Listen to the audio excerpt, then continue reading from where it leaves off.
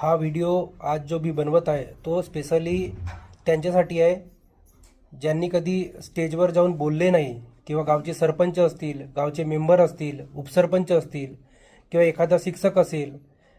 माहिती भरपूर आहे पण स्टेजवर जाताना जे वाचलेलं आहे ते सुचत नाही किंवा शब्दच तोंडावर येत नाही. तर त्या व्यक्तींनी काय करावं आणि त्यावेळेस आपल्याला स्वतःला कसं सावरायचं, एक एक जी स्ट्रॅटेजी आहे ती मी तुम्हाला स्ट्रॅटेजी सांगत आहे. इमर्जन्सी स्ट्रॅटेजी कशी अप्लाय करायची आणि त्याच्यामुळे आपल्याला कसं जे आपल्यासमोर बसलेले लोक आहेत त्यांना कळायला नको की आपल्याला भाषण येत नाही किंवा आपल्याला बोलता येत नाही.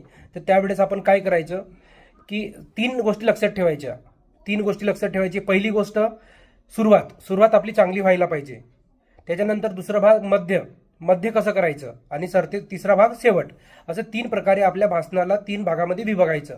सर्वात सुरुवातीला आपण ज्याही कार्यक्रमात जातो किंवा कोणत्या शाळेत जात असो, ग्रामपंचायतमध्ये जात असो किंवा इतर कोणत्याही स्पर्धेच्या ठिकाणी जात असो, तेव्हा जाताबरोबर आपण काय करायचं की जाताबरोबर त्या कार्यक्रमाचं नियोजन बघून घ्यायचं आणि नियोजन बघून घेतल्यानंतर आपण काय म्हणायचं, सुरुवात कशी करायची.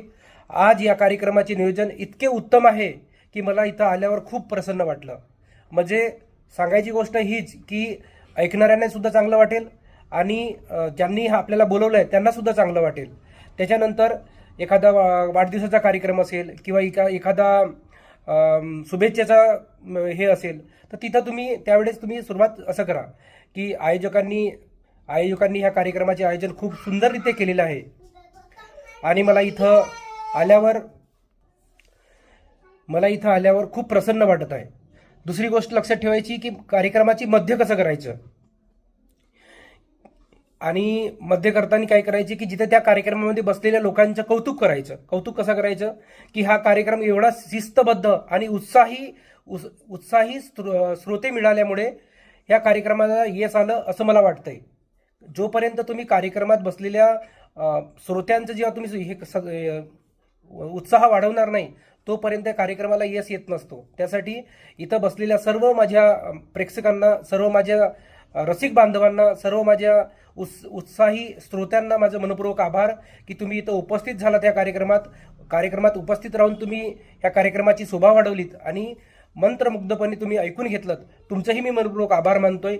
आणि सरतेशेवटी सर्वात महत्त्वाची गोष्ट एक लक्षात ठेवायची की कार्यक्रमाला जो आपलं भाषण आहे जास्त लांब न करता सन्मानाने थांबवायला पाहिजे. म्हणजे काय की वेळेअभावी मी जास्त बोलू शकणार नाही पण मला इथं बोलून जो मानसन्मान मिळाला त्यांचं मी ह्या आयोजकांचं